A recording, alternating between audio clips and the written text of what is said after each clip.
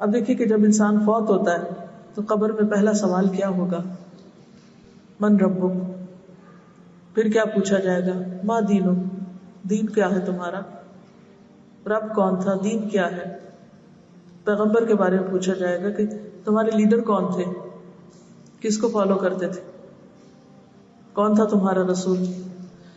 اور کسی سے یہ نہیں پوچھا جائے گا کہ بتاؤ کتنے بچے تھے تمہارے، کتنی پراپرٹی تھی تمہاری، کون سی ڈگریاں تھی تمہارے پاس، کیا چھوڑ کر آئے ہو پیچھے.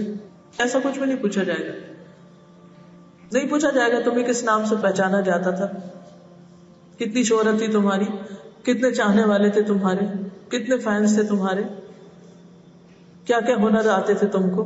نہیں، یہ سوال نہیں کیے جائیں گے. یہ اس وقت سب کچھ irrelevant ہو جائے گا. آج آپ دیکھیے کہ جن چیزوں کے پیچھے ہم بھاگ رہے ہیں ان میں سے ایک بھی نہیں پوچھی جائے گی.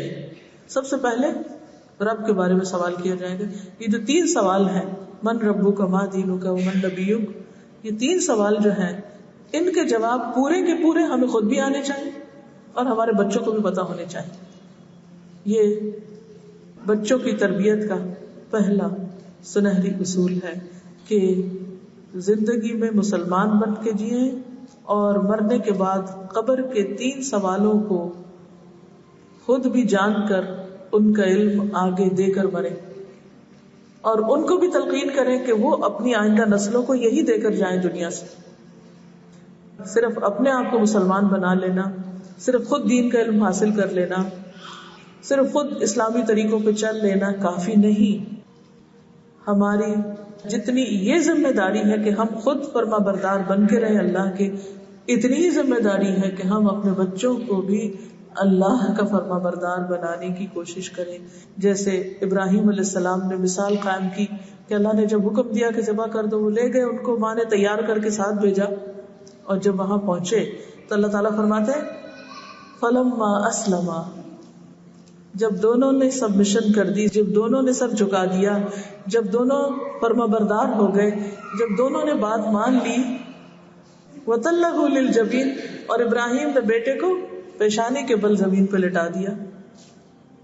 کس لیے؟ کہ اللہ کی راہ میں قربان کر دے. یہ تھی اطاعت اور فرما برداری.